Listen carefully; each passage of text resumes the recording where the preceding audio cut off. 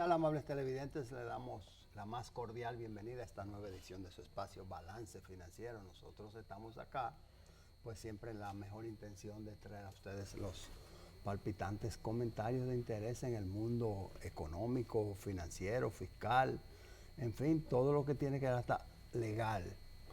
Y estamos muy bien acompañados en esta oportunidad, siempre con Francisco Canahuate y Disla, a quien saludamos muy afectuosamente. Bienvenido, Hola, Francisco. hermano. Hola, amigos televidentes. Bienvenido a su espacio. Aquí estamos excusando al hermano Alcedo en esta parte. Correcto. Y también en La Sangre Nueva de Ailén Guzmán, que ya un ícono aquí en Balance Financiero. Bienvenido, Gracias. Ailén. Bienvenido, amigos televidentes. Sí, pues tenemos muchos temas para esta oportunidad, como en otras, pero ahora sí que, digamos, se ha copado el quehacer tanto fiscal como económico, se ha juntado y en mercadotecnia hay un término que se llama la canibalización, cuando un producto se come otro, y aquí entre el Fondo Monetario y la participación del director de impuestos internos en la Cámara Americana de Comercio, como que hay una, digamos, una competencia sana a ver cuál tema suena más sin quemar la agujita. Y el tiempo no se detiene. Así mismo, corre de manera exorbitante.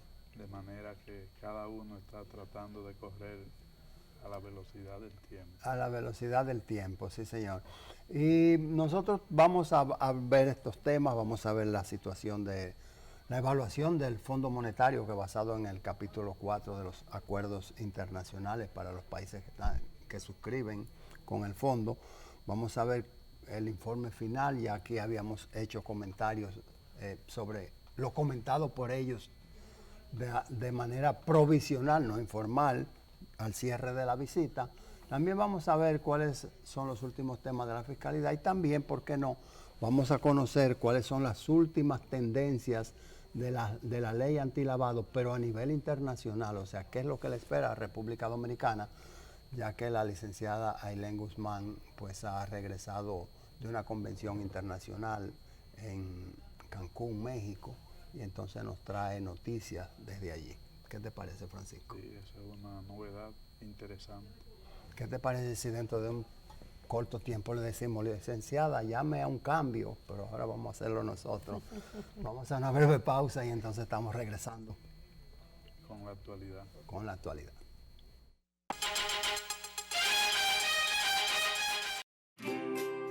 Querida Pao del futuro, cuando leas esta carta, espero que seas la mejor futbolista del universo. ¿Ya pudiste averiguar la receta secreta de la batida que hace mami? Ojalá te siga gustando tanto como me gusta ahora. Toby debe de estar grande y fuerte. Siempre seremos compañeros de aventuras. Espero que nunca pares de jugar y aprender. Que nunca pares de crecer. Atentamente, Pao. Nuevo Club. Imagina que eres una estrella. Estás en una fiesta y todos se mueren por atenderte. Pero de repente, alguien muere. Y es tu trabajo descubrir dónde, con qué arma y especialmente quién lo hizo. Quizás fue Mustard, un criminal con un hacha para picar. O la manipuladora Scarlett, una linda cara con un corazón venenoso. Resuelve este misterio rápido porque el tiempo se te está acabando. Nuevo Club. Descubre sus secretos. Distribuidores exclusivos La Novia de Villa. Avenida López de Vega.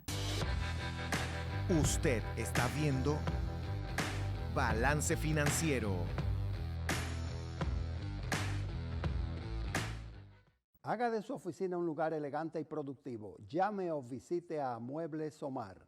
Allí encontrará la más confortable y moderna línea de muebles para oficina. Muebles Omar, garantía en precios, servicio y calidad. Tienda principal, calle Fran Félix Miranda, número 23 del Ensanche Naco. Conecta con la más avanzada y ágil herramienta tecnológica que Seguros Reservas tiene para ti, desde tu dispositivo móvil de manera fácil y segura. Consulta tus pólizas, balances, realiza pagos, conoce el estatus de tus reclamaciones e infórmate sobre productos y servicios. Solicita asistencia vial y domiciliaria las 24 horas del día. App Clientes 365 conecta contigo. Disponible en Google Play y App Store. Seguros Reservas te responde.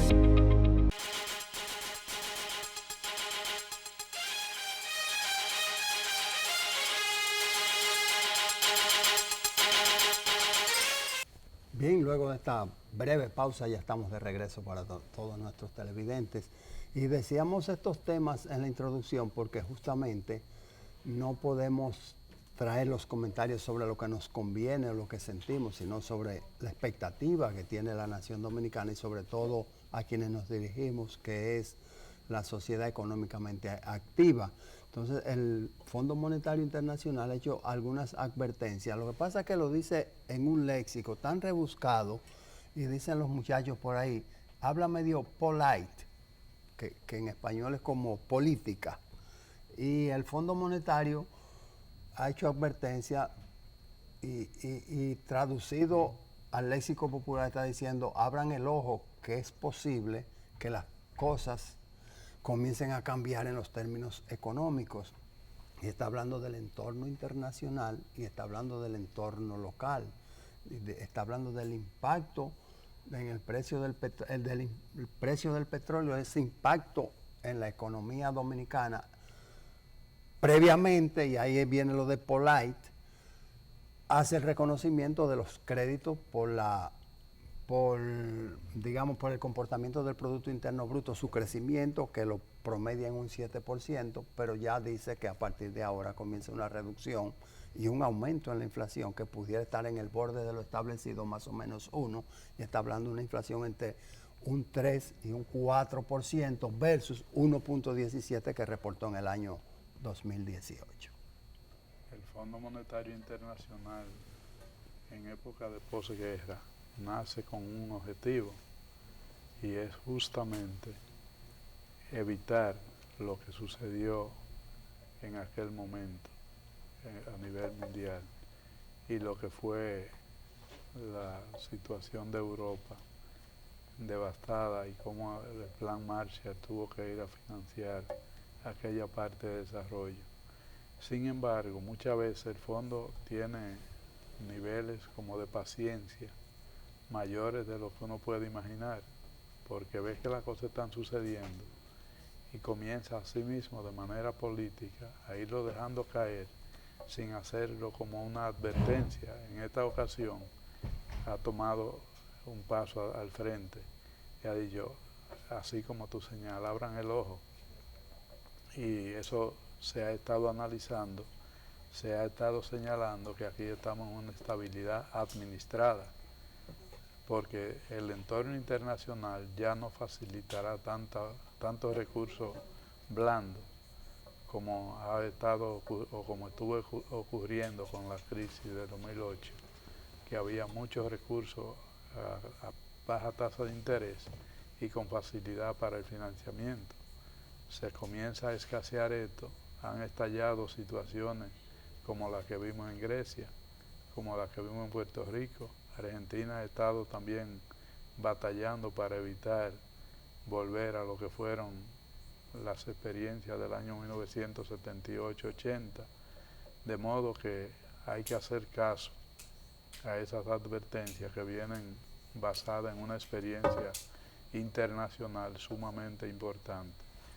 Y a veces nosotros queremos esperar que venga el lío para actuar, y a lo que nos están llevando es a prevenir. Así como hay prevención de lavado de activos, también debe haber prevención de gasto público y no gastar más allá de lo que está a nuestro alcance, que ha sido administrado y ha habido una parte histórica que hay que reconocer que no es imputable a un solo periodo de gobierno, porque cuando un consejo gobernante llega al poder y encuentra mucha factura vencida, como ya sabemos que ha ocurrido, entonces hay dos posibilidades: o acelerar la captación de recursos del bolsillo de los contribuyentes, o acelerar ese proceso y además buscar préstamos. Y eso es lo que han tenido que hacer en las últimas autoridades.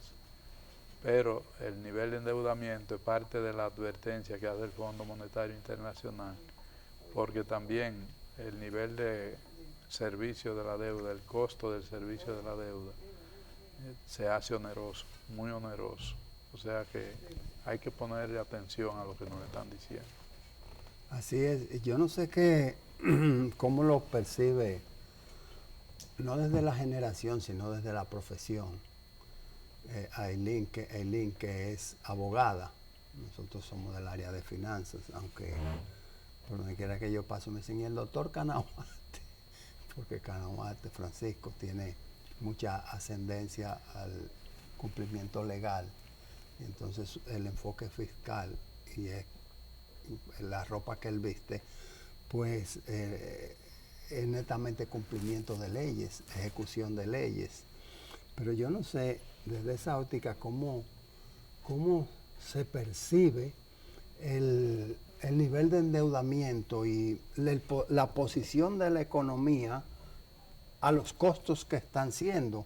Y digamos, tenemos 4 meses de reservas internacionales para cumplir con las importaciones. Tenemos 4 meses de importaciones almacenadas, reservadas. Estamos hablando ahora de reservas de dólares.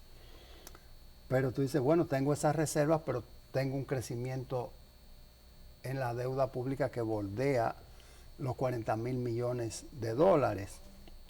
Y si tú si tú buscas la curva, el comportamiento, bueno, tú ves que de la deuda pública, pues es un misil disparado hacia arriba, nunca ha bajado, nunca ha regresado. Y hago un paréntesis y digo, bueno, en este año vencen, a principios del año, o final de este, vencen los primeros bonos soberanos que se han colocado en el mercado, y tú dirías, ahí va a bajar la deuda, pero lo que sucede es que cuando tú llegas a un punto para sobrevivir del endeudamiento, tú cae en el punto, y este sí que no es polite, este es popular, del reenganche. Y tú dices, bueno, coloco nuevos bonos, pago los otros y aquí estoy con las nuevas tasas. Entonces yo no sé desde esa óptica cómo se percibe el manejo económico del país o de un país. Bueno, lo que tenemos que tener en cuenta es primero que hay un principio que es el derecho administrativo, que es el principio de la responsabilidad patrimonial del Estado, donde el Estado asume y en este caso en manos de sus gobernantes, pues ciertas responsabilidades en cuanto al manejo del patrimonio y de los fondos públicos, no solamente de cara a las inversiones, no solamente de cara a las compras públicas, sino en general. O sea, ese alcance, ese poder que me confiere la Constitución, cómo yo lo estoy empleando, lo estoy ejecutando, ese patrimonio estatal, ese patrimonio público de manera idónea. Con esa inversión estoy garantizando que real y efectivamente el Estado está ofreciendo servicios públicos óptimos a la ciudadanía. Entonces va muy de la mano a nuestro juicio con esa parte, con lo que es la responsabilidad patrimonial. Sí. Y real y efectivamente a cualquier sector, cualquier profesión, no tiene que ser un abogado, pues es de preocupación, principalmente para los economistas, el nivel de endeudamiento pues actual que existe. Sí, Francisco, eso es una reflexión para escucharse, porque no sé si esa exposición me conduciría a la conclusión de que el exceso de endeudamiento significa la intromisión en las gestiones futuras. O sea, tú decías, bueno, si tú recibes muchos pasivos, lo dijiste en tu léxico, tienes dificultades. Entonces yo digo, yo debo comprometer las deudas, yo debo entregar las deudas en cero, porque el gasto o el uso de esos recursos fue durante la gestión. Mira, vamos a traer, para beneficio de nuestros amigos televidentes, una comparación. Nosotros, como cabeza de familia o como familia integrada, tenemos unas responsabilidades de solventar lo que necesitamos para vivir. Entonces necesitamos energía eléctrica y nos envían una factura cada mes. Necesitamos servicios de telecomunicaciones y nos envían una factura de cada mes. Necesitamos alimentos, diversión y usamos una tarjeta de crédito Eso en conjunto debe ser lo óptimo para nosotros vivir. ¿Y qué es lo que actúa como contrapartida? El ingreso. ¿Cuento yo con el ingreso para solventar ese nivel de gasto o no cuento con él? Si no cuento con el nivel de ingreso corriente para hacerle frente y cada vez lo que hago es uso del dinero plástico, entiéndase de coger dinero prestado a través de la tarjeta de crédito, lo que voy haciendo es creando una situación inmanejable porque estoy adelantando gasto con ingresos que no tengo certeza de dónde lo voy a recibir. Eso es justamente lo que le pasa al que los cobradores comienzan a llamar porque se le están venciendo las obligaciones, y aquel que le cortan el servicio porque no pagó oportunamente, y aquel que le sacan el niño del colegio porque no ha podido honrar el compromiso. Entonces de lo que se trata es de actuar con la debida responsabilidad, de saber que si yo tengo ingresos probables, no debo exceder los gastos. Aquí el presupuesto se ha convertido en una lista de necesidades y después a ver cómo se financia, con una porción del financiamiento vía los tributos y otra porción significativa vía el endeudamiento público, interno y externo. Y ahí es donde está el problema. Sí, así mismo es. Son muchas aristas y hay mucha tela por donde cortar. Y si tú miras este informe del Fondo Monetario, tú dices, pero esto lo leí yo, este informe lo recibí yo, este informe del Fondo Monetario, que es su carta, la recibí hace 5 años. Entonces vamos a ver, habla de ampliación de la base en la tributación. Está hablando de aumento en las recaudaciones. Dice que ampliando la base, nunca el fondo se refirió, hasta donde leímos, hasta donde pudimos investigar, nunca se refirió a reducción de tasas. Y por eso alguien dijo, ay Dios mío, porque se limitó a decir ampliación de la base contributiva. Reconoce la mejoría en la administración tributaria, la reconoce, pero al mismo tiempo invita a un aumento en las recaudaciones, pero es como una advertencia para frenar el índice de endeudamiento que lleva el país. Dice, como hay una propensión hacia el endeudamiento, entonces lo prudente es tener una mejoría en las recaudaciones a través del aumento de la base. Y creo que habíamos escuchado algo de eso del Fondo Monetario. El Fondo Monetario también enfatizó sobre el costo para el Estado del subsidio eléctrico. Estuvo hablando también de aprovechar la coyuntura en la mejoría económica, donde el promedio de crecimiento del Producto Interno Bruto ronda el 7%, para liberar la tasa cambiaria. También ha estado hablando de eso y también habló de la expansión del crédito del sector financiero y de las tasas activas que mantiene, donde dice que si hay baja inflación, lo normal es que tú garantices tasas no solamente estables, sino bajas. No sé qué le parece a ustedes, si estaríamos lloviendo sobre mojados, si estaremos reciclando los temas. Realmente de lo que estamos hablando es de cargarle a la generación presente el pago de la fiesta o transferírselo a las generaciones futuras. Y ahí es donde hablamos de la responsabilidad. Ampliación de la base es un clamor desde hace mucho de todos nosotros, pero sabemos que cuando se amplía la base en función de impuestos regresivos, en lugar de crecer la recaudación, si las tasas se mantienen altas, en lugar de crecer la recaudación, lo que hacen es bajar. Quiere decir que le falta esa otra parte de reducción de tasa, aumento de la base, para que la carga individual a cada contribuyente sea menor, pero distribuida a una mayor cantidad de contribuyentes. a nivel general. El problema aquí, y el fondo no se ha referido de manera tan directa a eso, pero cuando habla de la ampliación de la base, no se está refiriendo solo a los bienes del ITEVIS, sino también a los renglones de exoneraciones, y esa es la parte que crea la dificultad al momento de definir un pacto fiscal. Así mismo. Por ahí andan las cosas. Licenciada, ¿qué le parece si pedimos una pausa y entonces a regreso damos un pequeño paneo, un panorámico de la situación fiscal sin que estemos en el mundo de los impuestos, vista desde la Cámara Americana de Comercio? ¿Qué le parece si así lo hacemos? De acuerdo. Bueno, nosotros regresamos en breve, manténgase con nosotros.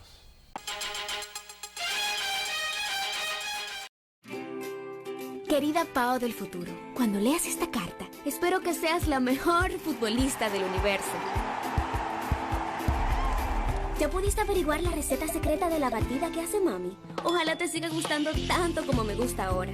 Toby debe de estar grande y fuerte. Siempre seremos compañeros de aventuras. Espero que nunca pares de jugar y aprender. Que nunca pares de crecer. Atentamente, Pao. Nuevo Club. Imagina que eres una estrella. Estás en una fiesta y todos se mueren por atenderte. Pero de repente, alguien muere. Y es tu trabajo descubrir dónde, con qué arma y especialmente quién lo hizo. Quizás fue Mustard, un criminal con un hacha para picar. O la manipuladora Scarlett, una linda cara con un corazón venenoso. Resuelve este misterio rápido porque el tiempo se te está acabando. Nuevo Club. Descubre sus secretos. Distribuidores exclusivos La Novia de Villa. Avenida López de Vega. Usted está viendo Balance Financiero. Haga de su oficina un lugar elegante y productivo. Llame o visite a Muebles Omar. Allí encontrará la más confortable y moderna línea de muebles para oficina. Muebles Omar, garantía en precios, servicio y calidad. Tienda principal, calle Fran Félix Miranda, número 23 del Ensanche Naco. Conecta con la más avanzada y ágil herramienta tecnológica que Seguros Reservas tiene para ti, desde tu dispositivo móvil de manera fácil y segura. Consulta tus pólizas, balances, realiza pagos, conoce el estatus de tus reclamaciones e infórmate sobre productos y servicios. Solicita asistencia vial y domiciliaria las 24 horas del día. App Clientes 365 conecta contigo. Disponible en Google Play y App Store. Seguros Reservas te responde.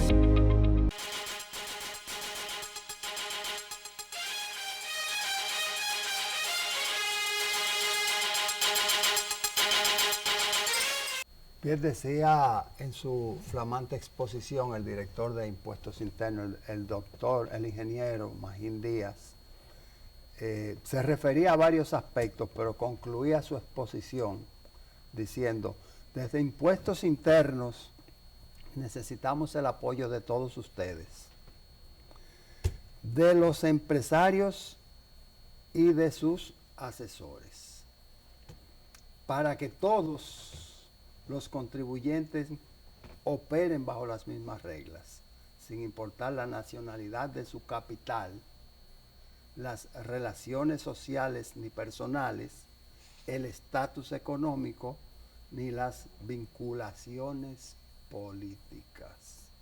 Igualdad de condiciones. Es un principio constitucional que nosotros suscribimos. Sí, y dicen de que no hagas acepción de personas. A eso se refiere. O sea que también decía el doctor Balaguer, sin injusticias ni privilegios. Así mismo es. Sí, en su exposición él trajo a relucir los logros y habla de sus 3 años de gestión y marca la diferencia con otras gestiones, naturalmente. Y es tan transparente que llega a decir quiénes lo han apoyado. Y entre ellos menciona el Fondo Monetario Internacional, el BID, la fiscalidad chilena, y así la norteamericana, y así sucesivamente una serie de instituciones que no solamente han enviado sus técnicos, sino que también han prestado recursos, y habla de 15 millones de dólares invertidos en la plataforma digital de la Dirección de Impuestos Internos. Y está en un proceso de transformación que como proceso al fin encuentra obstáculos tanto para la propia administración como para los contribuyentes en el cumplimiento cotidiano, pero no hay duda de que están haciendo un gran esfuerzo y que están recibiendo el apoyo de la colectividad nacional, así mismo como él lo señala. Sí, decía un pasado director, quizás QEPD, el logro mío, no, el mérito mío es que tú vienes guapo porque le debes a la administración tributaria. Yo te cobro y te vas riendo, decía un administrador. Entonces es como una magia, porque otro decía, bueno, mi rol es de cobro, yo soy un cobrador, hay una ley ahí que me pone a cobrar. Entonces el rol del cobrador siempre ha sido el cara fea, y por eso el vendedor generalmente no quiere ser el cobrador, porque quiere sonreírle a su cliente y nunca presentarse como un ente represivo, y quizás por ahí de las cosas. Lo que pasa es que en una familia grande están todas las actitudes, la del que sonríe y la del que no sonríe. En sentido general, el director ha dicho que ha valido la pena jugársela, y yo iba a decir la faja como ya veneno, jugársela. ¿Cómo se ve desde el ámbito legal el cumplimiento fiscal, que no tiene nada que ver con la presión de la ley 155-17, sino la concienciación? Lo que pasa es que nosotros estamos acostumbrados a solamente actuar cuando somos supervisados.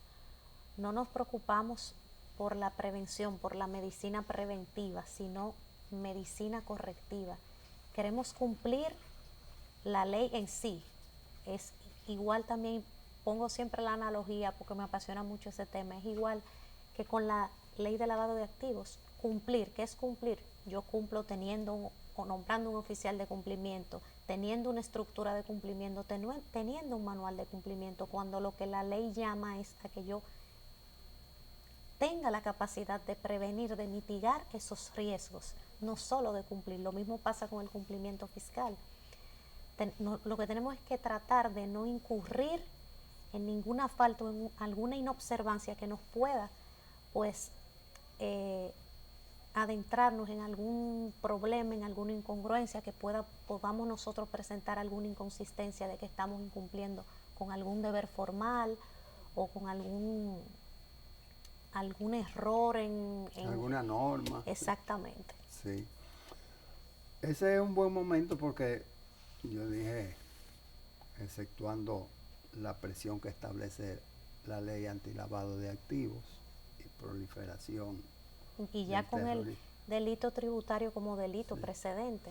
Pero es un buen momento para conectar con este tema del evento en Cancún, que anunciamos a inicio del programa, en el cual pudiste estar presente y traer desde allí una relatoría que sería de mucha utilidad. No sé si Francisco está de acuerdo, pero sería de mucha utilidad para los televidentes, Francisco. Creo que sí, que la están esperando. Pues adelante, vamos a destapar la ollita, ¿no? Sí, bueno, pues estuvimos en la 13ª conferencia anual de delitos financieros para Latinoamérica en Cancún, México, organizada por la Asociación de Especialistas en Antilavado de Dinero, por sus siglas en inglés ACAMS. Y de cara a Latinoamérica, pues se abarcaron muchos puntos. Por ejemplo, en el escenario mexicano. El escenario mexicano ahora mismo, en cuanto a su normativa, tiene un proceso bastante interesante, que es un programa de autorregularización para los sujetos obligados de cara a la ley antilavado mexicana, que data del año 2012. Nos llevan unos cuantos añitos, 5 años en la ley.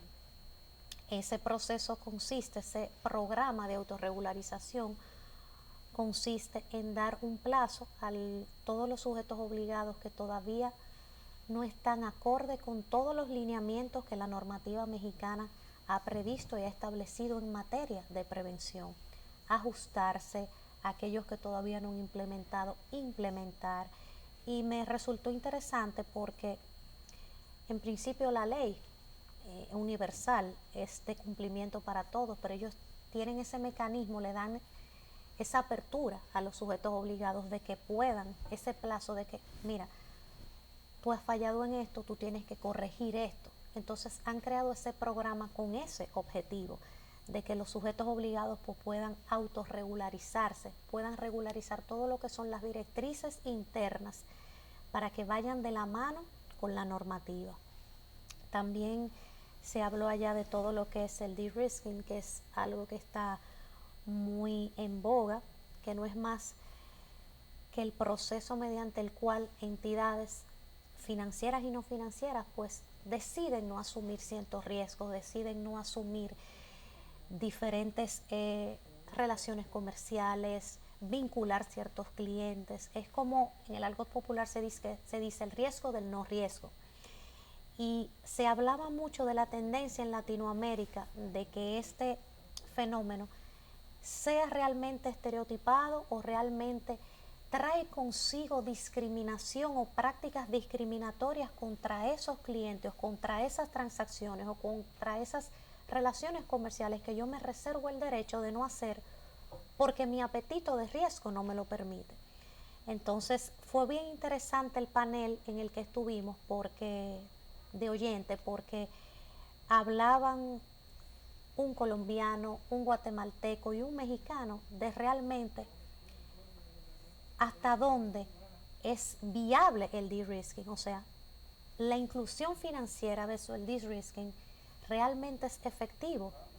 Y caemos en lo mismo, es que todo va a depender de ese apetito de riesgo que yo he definido.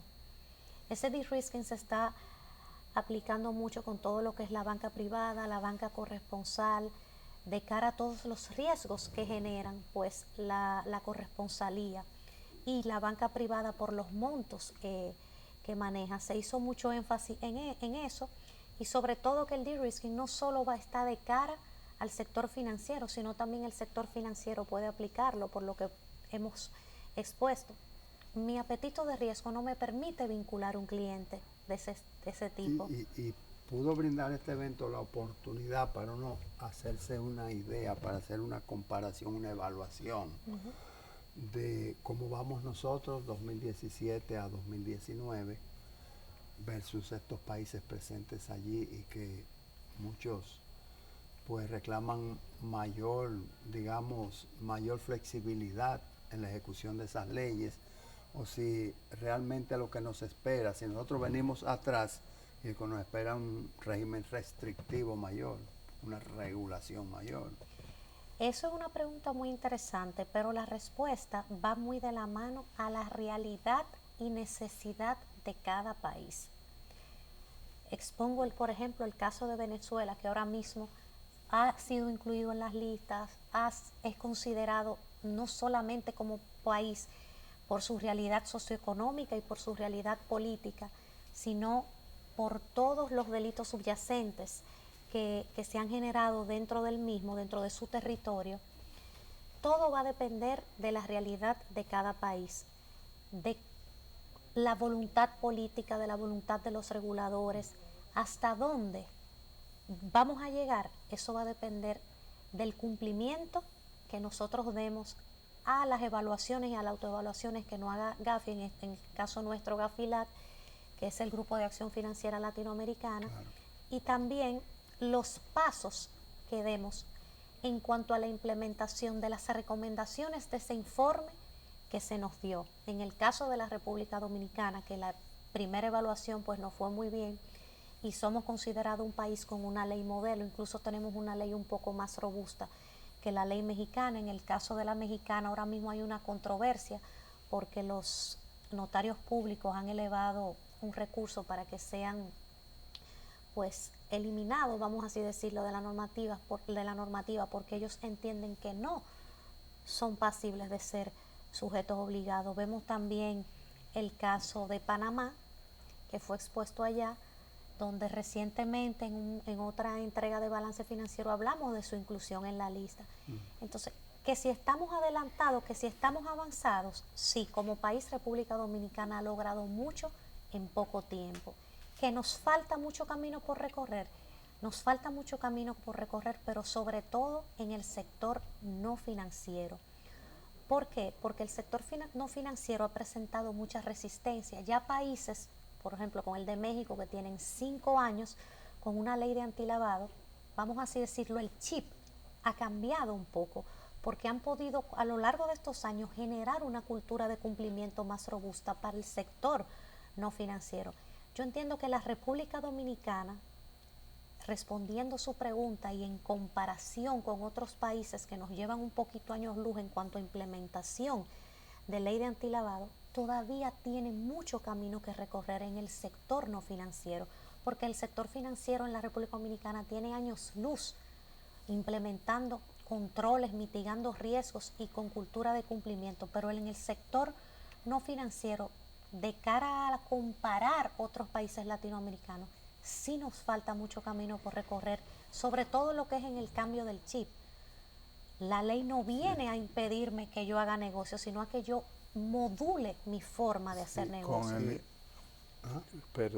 Con el nivel de informalidad que hay en la economía dominicana, no se trató en ese evento sobre la necesidad de una mayor divulgación a nivel popular en los sectores, sobre todo el no financiero. O sea, lo que tiene que ver con dealer y otros. Sí. Está muy interesante esa intervención, pero yo quiero también, en apoyo a esa, pues hacer otra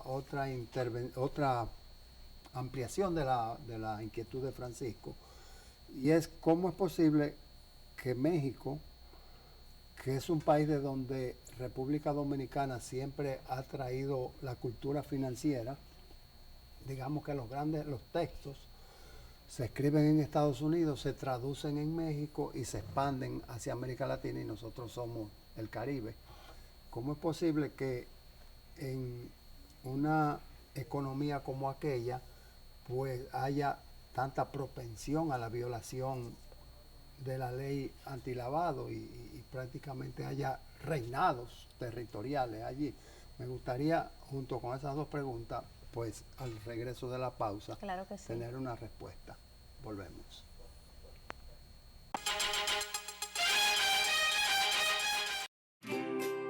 Querida Pao del futuro, cuando leas esta carta, espero que seas la mejor futbolista del universo. ¿Ya pudiste averiguar la receta secreta de la batida que hace mami? Ojalá te siga gustando tanto como me gusta ahora. Toby debe de estar grande y fuerte. Siempre seremos compañeros de aventuras. Espero que nunca pares de jugar y aprender. Que nunca pares de crecer. Atentamente, Pao. Nuevo Club. Imagina que eres una estrella. Estás en una fiesta y todos se mueren por atenderte. Pero de repente, alguien muere. Y es tu trabajo descubrir dónde, con qué arma y especialmente quién lo hizo. Quizás fue Mustard, un criminal con un hacha para picar. O la manipuladora Scarlett, una linda cara con un corazón venenoso. Resuelve este misterio rápido porque el tiempo se te está acabando. Nuevo Club. Descubre sus secretos. Distribuidores exclusivos La Novia de Villa. Avenida López de Vega. Usted está viendo Balance Financiero. Haga de su oficina un lugar elegante y productivo. Llame o visite a Muebles Omar. Allí encontrará la más confortable y moderna línea de muebles para oficina. Muebles Omar, garantía en precios, servicio y calidad.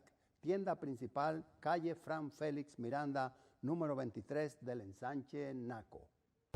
Conecta con la más avanzada y ágil herramienta tecnológica que Seguros Reservas tiene para ti, desde tu dispositivo móvil de manera fácil y segura. Consulta tus pólizas, balances, realiza pagos, conoce el estatus de tus reclamaciones e infórmate sobre productos y servicios. Solicita asistencia vial y domiciliaria las 24 horas del día. App Clientes 365 conecta contigo. Disponible en Google Play y App Store. Seguros Reservas. te responde.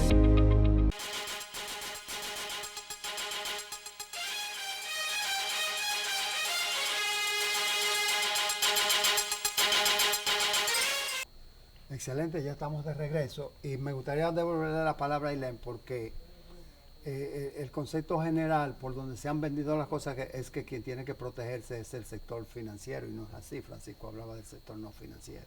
Bueno, primero para la pregunta de don Francisco, sí, se abordó la preocupación que hay en todo lo que es LATAM, en todo lo que es Latinoamérica, sobre todo ese sector, ese grosso de la economía informal, donde ha sido identificado como los sectores donde más se puede permear y puede ser utilizado para actividades ilícitas.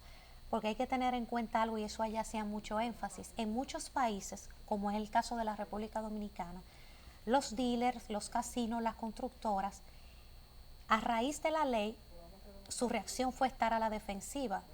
¿Por qué nosotros fuimos incluidos? ¿Por qué nosotros estamos siendo catalogados como sujetos obligados?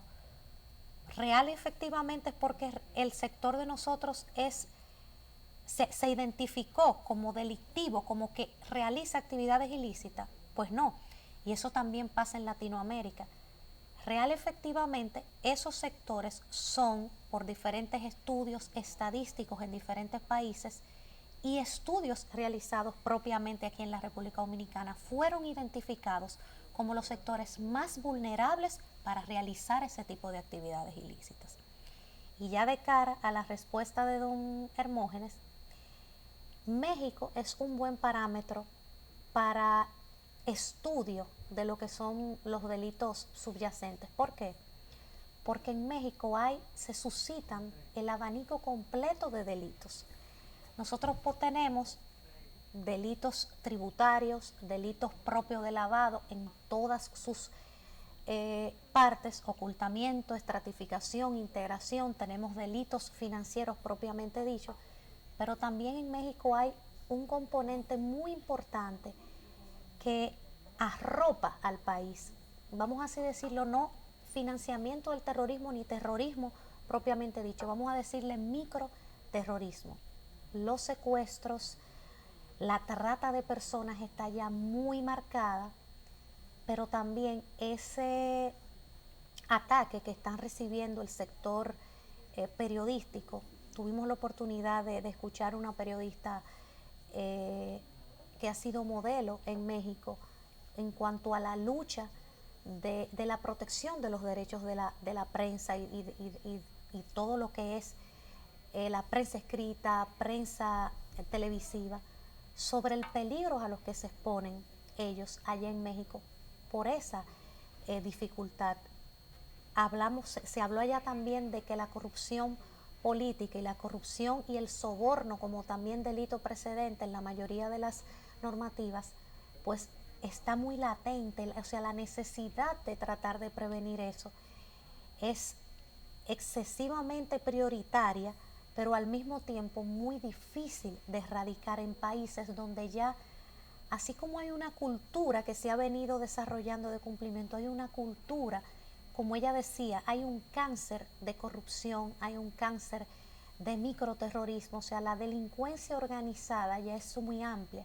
Entonces México es un buen modelo para hacer estudios en el buen sentido de la palabra, de todo lo que es el engranaje de los delitos subyacentes, porque allá hay de todo un poco.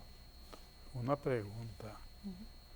¿Qué pasa con los sectores en otras legislaciones contra lavado de activos? ¿Han incluido o excluido de lo que nosotros tenemos? Por ejemplo, hay en algunos países que los notarios no están incluidos como sujetos obligados. Hay en otras jurisdicciones que han emulado las prácticas de los Estados Unidos, donde las agencias de viajes son sujetos obligados. Varía, como les expliqué, dependiendo del estudio y en el ámbito profesional. Hay una unificación de criterio en Latinoamérica en cuanto a los notarios, abogados, contadores, y las empresas, incluso en algunos países, las empresas constructoras, aun cuando no hacen actividad de agentes inmobiliarios, son incluidas como agentes, como sujetos obligados. Dentro de la medicina no hay ninguna legislación que incluya como sujeto obligado a alguna rama. No recuerdo ahora, hay en un país suramericano que dentro de la rama de la medicina solo los médicos cirujanos, pero más de cara al tratamiento fiscal, de cara al delito tributario, específicamente en ese sentido. Se instituyen como sujetos obligados. Por el volumen de ingresos. Por el volumen de ingresos y muchas veces el manejo de efectivos que estos utilizan. Básicamente el volumen de ingresos, o sea, el volumen de esos fondos y el manejo de efectivo y el tratamiento que estos le pueden dar ese efectivo. Creo que la periodista debió haber sido Carmen Aristegui, aquella que participó allí, que creo que es de CNN y siempre está envuelta en una lo periodista, del ahora no recuerdo, Adela, puedo confirmarles el dato. Pienso que pudo haber sido Aristegui. Donde ella hizo toda una relatoría de los retos que ha tenido la prensa allá de los periodistas. Tremenda experiencia, Ailén. Yo creo que está muy bien aprovechada y muy bien transmitida, comunicada, para edificación no solamente de los televidentes, sino aquí de la sala, que estamos ávidos de saber qué está pasando a nivel continental, por lo menos, por no decir global. Sí.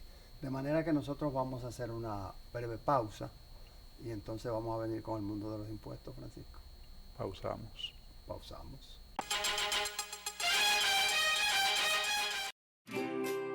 Querida Pao del futuro, cuando leas esta carta, espero que seas la mejor futbolista del universo.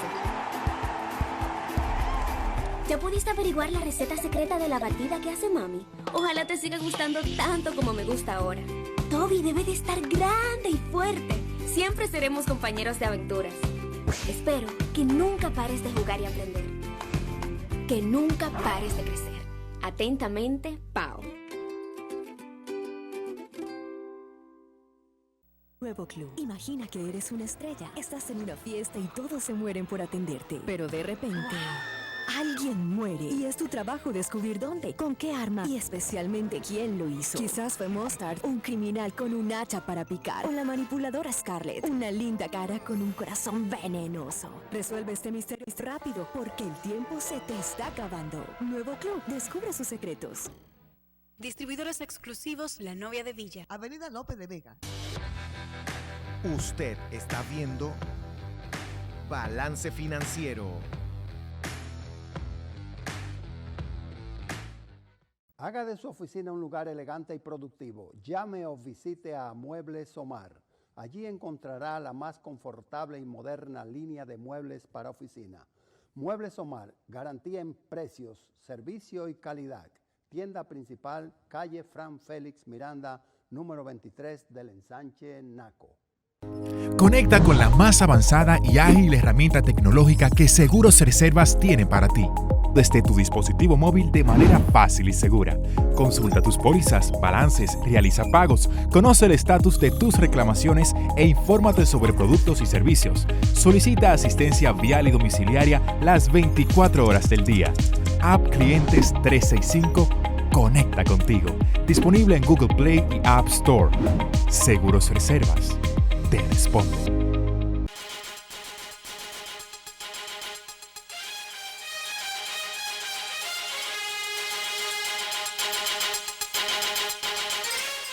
Ya estamos dentro del mundo de los impuestos. Ailén, usted no ha estado en el mundo de los impuestos aquí, ha sido una televidente y ahora tiene la oportunidad de cuestionar a don Francisco Canahuate sobre un tema muy novedoso que es la necesidad, a propósito de la fiscalidad, la necesidad de que ocurra una armonía entre la política fiscal, la monetaria y la cambiaria. Ese es un tema escabroso y que yo siempre veo a los contadores y a los fiscalistas hablando de ajustes cambiarios. Por ahí anda Francisco Canahuate. Ese tema conecta con lo del Fondo Monetario Internacional también, y con la posición del director de Impuestos Internos. Dentro del contexto de la necesidad de armonizar esas tres políticas, es para garantizar la estabilidad sostenida en el tiempo no administrada, sino sostenida. Entonces, parte del equilibrio en la parte fiscal entre el gasto y los ingresos legítimos que aporta el contribuyente, sin el financiamiento a que tenemos sometido cada presupuesto anual. Que yo he dicho que no parece un presupuesto, porque si yo tengo un nivel de necesidades de 800.000 millones y un nivel de ingreso posible de 600.000, entonces yo tengo una lista de necesidades y una parte presupuestaria a financiar con recursos del contribuyente y otra parte de financiamiento que es el diferir a futuro. A eso se estaba refiriendo el fondo. Entonces debe haber un equilibrio presupuestario entre ingresos y gastos. Ese es el concepto ortodoxo. Ahora la pregunta ¿es eso posible en estos tiempos? Si a ti te nombran ministro de Hacienda en el próximo periodo gubernamental y resulta que tú encuentras un maletín lleno de facturas vencidas, sí, como se dijo en una ocasión. En un discurso. ¿Qué tú haces? Un recorte de gastos hasta donde sea posible. Prohíbe las canastas, esa vez se prohibieron las canastas navideñas, sí, pero se convirtieron en cajas. Cambió el modelo. El empaque. Entonces, hay una serie de partidas de gastos que no parecen prioridades nacionales, pero que son prioridades políticas. Entonces aquí se da una especie de divorcio entre lo que es la necesidad y prioridad nacional y lo que es la necesidad y prioridad política, con lo cual hay una especie de divorcio. Entonces eso incrementa los gastos de una manera que no siempre el contribuyente entiende. Y por el otro lado tenemos el esfuerzo extraordinario que hace la administración tributaria para captar hasta donde sea posible la mayor cantidad de ingresos, pero que resultan insuficientes, porque como estamos con un nivel de gasto muy por encima de lo que es el ingreso del contribuyente, entonces se crea una presión frente a la parte política, frente a la autoridad tributaria, que se traduce en una diligencia adicional al contribuyente. Entonces el contribuyente a veces siente que se le está exigiendo más de lo que entiende que corresponde el pago, porque hay una presión política para financiar un presupuesto cuyos gastos están muy por encima de los ingresos tributarios.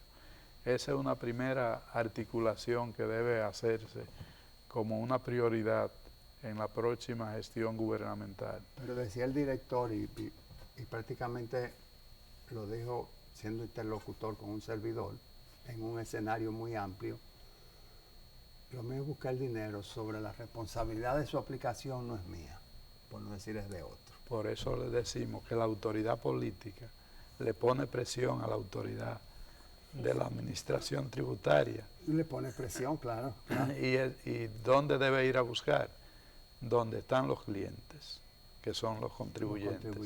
No estamos criticando la acción de la administración, sino la presión que se le pone a la administración para buscar recursos en un sistema que por la cantidad de erosión de la base imponible ya no da para aportar mucho más de lo que se está recibiendo. De ahí la necesidad de una reforma integral al Código Tributario en la parte de los ingresos y una reforma fiscal en la parte de los gastos, para que haya límite no solo en el endeudamiento, sino también en el gasto público, que sea acorde con las necesidades y prioridades de la nación, no necesariamente con la prioridad política.